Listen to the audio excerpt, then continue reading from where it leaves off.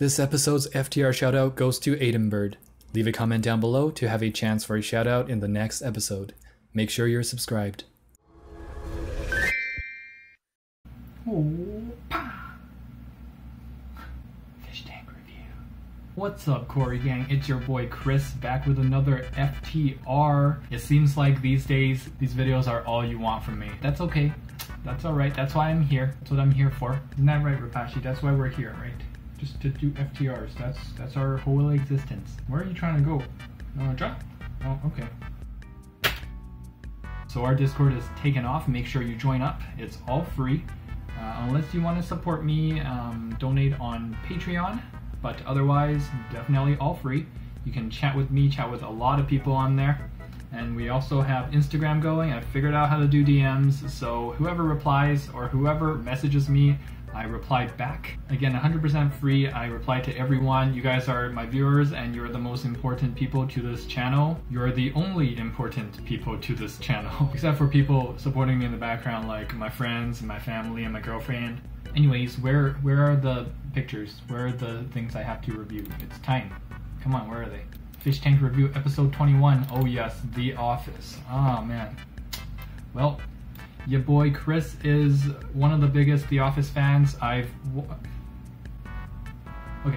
watched the whole thing from the first episode to the last season, last episode, total 4 times. So there are a lot of things that I can quote directly from the show. If you haven't watched The Office, it's a slow start, I'll give you that. But once you get started, once you get to know the characters a little bit, it starts rolling and you never want it to end, baby. Isn't that right, Rapashi? Now this guy's been rewatching The Office for the 5th time and only just noticed that Dwight has a piranha in a small tank with no heater or filtration. Come on, man, I noticed that in the first time I rewatched it out of 4 times. I guess I have to watch it another time to beat this person because they watched it 5 times. I'm not about to get beaten by some random Redditor. But yeah, that's a horrible tank, especially for a piranha. Piranhas eat pretty big meals, and those meals are pretty high in protein. And when protein comes out in poop form, that stuff produces nitrates and then ammonia like nothing else. So it's imperative that you not only move that piranha into a bigger tank, but also provide enough filtration for it. And I guess Scranton, Pennsylvania isn't always really cold. I think it's kind of like a temperate place where there is a winter, because I've seen winter on that show. It does look pretty cold. So unless it's summertime, there really should be a heater in that tank. Albeit Dwight was not regional manager for long because... That was a far jump. Dwight was not regional manager of Dunder Mifflin for very long because of various reasons. So maybe he moved his piranha back to like a bigger tank in his house, the main tank. He does have piranhas on his farm. This is a little bit of a flaw in the character, I feel like. Someone like Dwight would definitely know the nitrogen cycle because it's pretty cool. He would find that stuff really cool. And that would have been amazing if Dwight was like an expert fish keeper on the show, just started explaining away the nitrogen cycle and all sorts of things that are, you know, actually truthful. And maybe even going off at someone saying a goldfish can be kept in a bowl. Maybe like Oscar or Angela would keep a goldfish in a bowl, and then Dwight would come over and be like, you know that thing needs 20 gallons? Michael? Anyway, if you can't tell, I'm a huge Office geek, so moving on. Big shout out to my awesome patrons Corvus Austin, Daniel Thomas, Cranium Rex, Spoiled Splendid, Kay, Ferraris, Aquatics and Exotics, Clara, Hydrogen Dragon, Chad Krotz, Savannah G, Kristen Cavalieri, and Dave Yang Photo. Without you guys, this channel would not be running as smoothly as it is. And also without you guys watching and supporting me every episode and every video along the way, I wouldn't be able to combine my hobby with YouTube and sharing it on the internet. So I am heckin' thankful for all of you, each and every one of you. Yes, you, the one watching right now, you, yeah. Now my friend King Tofu, shout out King Tofu, he sent me this meme on Facebook and it goes, absolutely no one? Mom at aquarium. That one tastes best steamed with green onion and ginger. I love it. This is definitely what my mom would say randomly if she was at the aquarium. She'd be like, oh, that one tilapia. I love to eat that one. And my dad would be like, yeah, tilapia. Very good, very good. green onion and ginger and soy sauce. Cook it up in the wok. Beta, like alpha, beta, gamma. Beta in a jar that's 90% full of a rock. I set up this little zen corner in our bedroom. How about I say nothing about that weird, ugly looking vase, and you take that rock out. While you're at it, take the betta out, give it to one of your friends who can actually keep fish. Because really, there's nothing zen about that corner of your bedroom, man. There's nothing zen about fish abuse. You know what's more zen than that corner of your room? When a 8-year-old is playing Fortnite and has almost won the whole round, #1 place, and his mom unplugs the Wi-Fi router because it's his bedtime. His reaction to that is more zen than what the heck you have going on in this corner. She insists that it's a 60-liter, 15-gallon. Thank you for the conversion, by the way. I only know gallons, even though I'm metric system all the way. And that is only guppies in there, even though people telling her it's not. Man, this person might be crazier than the last person who thought that corner was zen. How the hell are those guppies? I mean, there might be a few guppies, but most I see are either Pleiades or Molly or a Gourami or Tetras. I mean, I don't know if it's a 15-gallon. Maybe it is, maybe it's not. It's a little bit hard to tell with the picture. It's probably smaller than a 15. If the Pearl Gourami is that big, that tank is very doubtfully a 15-gallon. But the craziest thing is, she thinks all those fish are guppies. What is she watching? That guppy show for kids? Not every fish is called a guppy, okay? Oh look, a black guppy. Oh look, a silver guppy. Oh look, a blue and red guppy. No. No. No. No. No. Upgrade. Hashtag upgrade. Hashtag mansion. Boy, I do not want to know how that fish previously lived. I don't want to know either, dude. This guy looks like the person in the last FTR who thought he was doing aquaponics. So he must also have recently visited Hawaii, came back and be like, I need more luau in my life, baby. Looks at his sad looking fish tank. I'm gonna add a flower hula hoop thing. Luau. Upgrade mansion. If this is a mansion, I didn't know that my fish were living in basically a whole planet to themselves. Like if that's a mansion, my 12-gallon here, which isn't even that big relatively to a lot of other tanks out there. This thing is like the whole of heaven for only $59.95 USD, which is like much more in Canadian, by the way. You too can create your own Olympic diving pool aquarium for your beloved fish. I don't know why I said aquarium like that. That sounded kind of funny. I love the concept. It's amazing. You add the stairs and then it's one of those jumping boards. Wow, beautiful. I love it. Such a good concept. And it's only $59.95 USD. Wow, I love it. This fish is so lucky. It's living in this mansion of an aquarium. I'd be surprised if whichever company made this isn't bankrupt already. I'd be very surprised if it even made 2 sales. Okay, 2 sales. Now I know I'm in this subreddit, but this is literally this is literally the name. And I don't think it's that bad, honestly. It looks like a planted tank. It looks like it's got a lot of plants in it. There's a vibrant light taking care of those plants. And it doesn't look overfilled either. Like, at least it's not teeming with goldfish, okay? I can't even see a fish in there. So as far as I know, it might just be plants. And what's wrong with sitting on the pooper while enjoying some fish tank? Probably better than being on your phone and sitting on the pooper by accident for like 2 hours because you're watching YouTube videos. I find this to be a bit healthy. Except, okay, there's that thing, you know, where like, you know when people say you flush with the seat like open, then all the gross bacteria actually like gets flushed out into the air?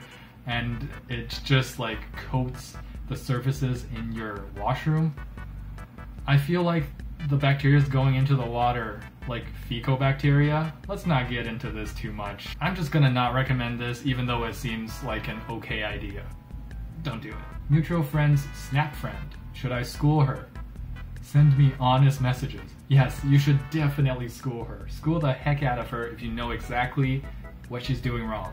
But here's something that I found in the comments of this picture that makes a lot of sense. Yes, but please be kind and informative. If she feels like you are yelling at her, she will probably just brush you off as an overreacting jerk, and she will angrily keep things the same. I would tell her that her fish are beautiful and they can live a really long time, but they probably will have a hard time lasting a year in that bowl. Try kindly to get her to emphasize with having nowhere to swim and nothing enriching in their environment. You can also mention how dirty goldfish are and how getting a tank with a filter will both make their upkeep easier and make them happier fish. She still might not listen, but maybe she will. I really like this response. Yes, this is a good response. If you're too aggressive, she'll just go lol whatever and ignore it. Very true. But if you make her understand how miserable her fish must be, then she'll hopefully do more research and change. Worse, if someone is too aggressive, the person on the receiving end might keep doing what they are doing out of pure spite. That is very true. A lot of truth in this Reddit post. Yet another piece from Pinterest. I like Pinterest, but some people are idiots. Yes. Flower horns are so powerful and active. They are very powerful and very active. Putting a powerful and active fish like a flower horn that you know is powerful and active into a 5-gallon? Looks like a 5-gallon. Honestly, I'm pretty sure that flower horn moves more than the cat. So the cat should be in the tank and the flower horn should be out if you're gonna play this game. Reverse the roles and suddenly everyone's upset. And suddenly everyone has common sense. I bet this guy has enough common sense to be like, cats can't go in 5-gallon tanks. Hello, fellow Redditors, can I offer you a drink? This caption doesn't even make sense. What do you mean? Are you treating your fellow Redditors as a dog? Here's the comment associated with this picture. Sorry if this has been posted before, searched it up and couldn't find it. Context. Guy has a record of crappy tanks. He states in the video that it's so his dog can have some eye candy and look at the fish while drinking water. That is 5 out of 5, 2,000 out of 2,000 an excuse and has just very illogical, okay? So not only is it fish hell for the sake of the dog getting a little entertainment, but I think the dog would find a wok or an egg carton with kibble and peanut butter in it about 10 times more enriching than this. It's also uncycled and contains an airstone but no filter, so ammonia burns for all. He also states that the airstone keeps the fish happy and healthy. Well, if he thinks his dog is getting a kick and eye candy out of looking at a fish while drinking water, it's not too far for him to think an airstone will keep the fish happy and healthy. Cherry on top. The guy keeps picking up Squidward's house and calling it Patrick's house. Okay, this guy is evil. Okay, this guy is next level. Get your SpongeBob references correct. Patrick doesn't live in the Easter head house. Are you dumb? There's another level of... no, leave SpongeBob alone. I gotta be zen like that Zen corner. Oh wait, it has no zen. Alright, our first tank sent in by Chewy's Bro Aquatics. Nice big angel, nice big gourami, nice big Chinese algae eater. Oh no, that thing is getting big. I told you guys, don't say I didn't tell you. They get pretty massive. I wonder if it started to suck slime coat when it's nighttime and they're all sleeping. Chewy's Bro Aquatics, please tell me the good news. It has not attacked your fish yet. Hopefully, if it does, pull that thing out, man. Sure, it's keeping the tank clean now, but it gonna be cleaning your fish up soon. Anyways, the hardscape is nothing to laugh at. Look at those Dragon Oko stones. Look at those. I think those are Ryuu stones. Got that dark substrate. This is a bowfront tank, no doubt. Pretty big. I'd say like 50 gallons at least. But this tank is pretty tall, so it's really hard to aquascape tall, as I said before in my other videos. It is lacking a little bit in the vertical side in terms of scaping, and also that yellow little devil there, the Chinese algae eater. I'm not too down for that, so 4.3 out of 5. Next tank is from Christopher Davis. Going for, I would say, Blackwater-ish. You got the almond leaves. The wood is pretty mossed up, a nubiest up, and I think that's either a Siamese algae eater or a flying fox or an Odo. It kind of reminds me of a flying fox right now. I hope it's not. My favorite thing about this tank is definitely that crypt. What a show stealer. It's gonna get more massive and send out runners and cover your tank along with the dwarf sage. For now, I'm giving it a 4 out of 5. Let it grow out, cover some of the bare ground and bearscape. You'll have yourself a lovely tank in no time. Next is Donovan Jones. This tank is covered to the brim with guppy grass and other floaters like Elodia, hornwort, I think he said. There's also some yarn on the bottom and marimo moss balls, and this is all for just breeding purposes. He says there's thousands of invertebrates of all kinds breeding in here, snails, shrimp, you name it. And then this is a outside sort of tub where he's again breeding a lot of different things with the different floaters. And there's a couple of green tree frogs that like to hang out in here. He says that they're really friendly, really tamed down. They come find his hand every time you put his hand in. Really cool. Now it's a little difficult to rate these sort of tanks. I really like them. They're interesting to me, but the scape is, you know, it's not for everyone. But for me personally, I do like the wild overgrown scape. I know it's just doesn't really have that much effort put into it because it's just like you put it in and let it go sort of thing.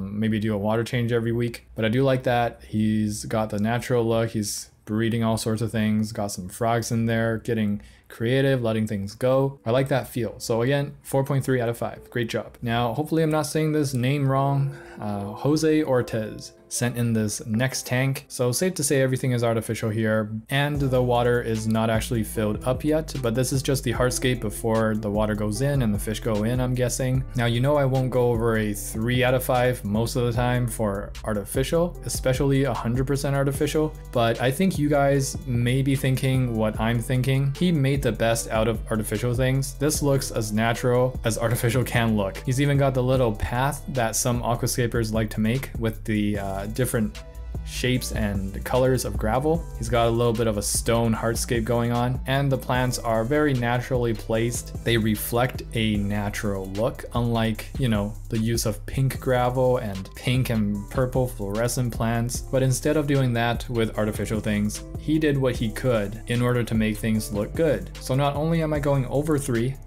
I'm going over 3.5. I'm giving this a 4 out of 5. This is clearly someone who wants a natural looking tank, but didn't have either the interest to keep live plants, because not everyone's going to be interested in that, or someone who just couldn't afford to, you know, get all the necessary things to keep live plants alive. Next tank is from Nemo Alexander. Now, before I forget, I think that catfish is called a quick catfish. I'm not sure. Got a albino Cory gang. I think that's a pea puffer, or it might actually be something bigger than a dwarf pea puffer. I'm not sure what it is. Anyways, it's planted pretty well. I think that's the first kind of that catfish that I've received as a tank submission. So this is definitely very unique. There's even a backdrop of like a stone backdrop. Those are always neat. Personally, I think you can do a lot more with this tank in terms of scape. So right now I'm giving it a 4 out of 5. I think a brighter light allows for a better presentation and some better plant growth. Next we have Nicholas Plamondon. I don't know if it's on purpose or accidental, but the scape of this tank leans upwards to the right, and I really enjoy that. Kind of a little sad looking Anubis in the corner there. The neons are bright and colored up. I think that might be columnaris, I'm not sure. You gotta be careful with that. The glass is a bit scratched up, and this, you know, this takes me back to my 40 gallon. I got it secondhand, and who knows what the heck it's been through, because the glass for that tank is also scratched up pretty similar to this. Pretty sure it's when they're trying to scrub the algae off and a little bit of debris gets stuck between the scrubber and the glass. That always makes for a really bad time. So I feel you on that one. Just need a little bit of TLC, tender love, and care all throughout the different features of this tank. Right now, I'm giving it a 4.1 out of 5. Next, we have Paul W. from Germany. Quite a nice, clean look to the tank. It's a small tank. I think it's got snails and shrimp in there. I'm not sure, but I do know it doesn't look to me like there's any fish in there. Nice use of hornwort, even though I don't really appreciate the plant, but you made it work here. Marimo moss ball, very simple but elegant scape that works. And as you can see, this tank is not just a tank, but a decoration in a living room or some sort of living space in the house. No doubt makes a more cozy, more vibrant, colorful space to live in. I really appreciate the scape. I really appreciate the placement of the tank itself and how you've used that to make your house better. 4.75 out of 5. Good job. Hey guys. Really appreciate that you guys always watch my videos, especially FTR. Your support and your views mean so much to me, for real. For now, I'm trying to pay you guys back not only with more content, but also with more and more chances of communicating with me. So again, Discord, Instagram, DM me, I will be there. You guys are amazing. If you like this video, please give it a thumbs up and subscribe. There will be more videos to come. And don't forget to get your hands wet.